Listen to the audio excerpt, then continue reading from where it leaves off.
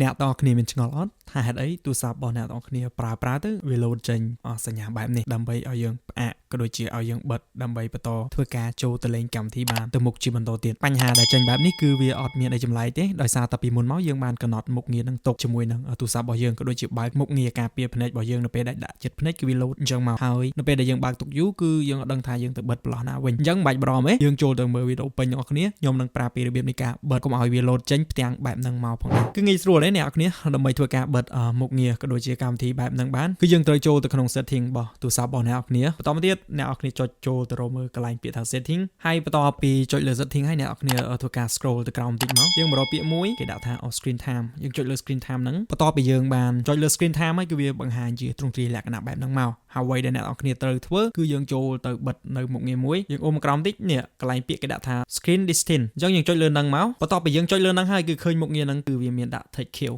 អញ្ចឹងយើងអត់ពិបាកទេយើងគ្រាន់តែធ្វើការបិទកន្លែង take queue នឹងវិញមកអូខេបន្ទាប់ពីយើងបិទបានហើយគឺវាចប់ហើយមុខងារបែបហ្នឹងគឺយើងអាចបិទបាន 100% ហើយនៅពេលដែលយើងលេងដាក់ចិត្តភ្នែកប៉ុណ្ណាក៏ដោយវាហ្នឹងអត់មានទាមទារ screen load alert បែបហ្នឹងមកទៀតទេអញ្ចឹងវីដេអូរបស់ខ្ញុំគឺមានតែប៉ុណ្្នឹងទេហើយជាចុងក្រោយសូមអ្នកទាំងអស់គ្នាកុំភ្លេចចុច subscribe និងដាក់រូបកណ្ដឹងដើម្បីទទួលបានវីដេអូថ្មីៗពី channel របស់ខ្ញុំជារៀងរាល់សប្តាហ៍ផងដែរ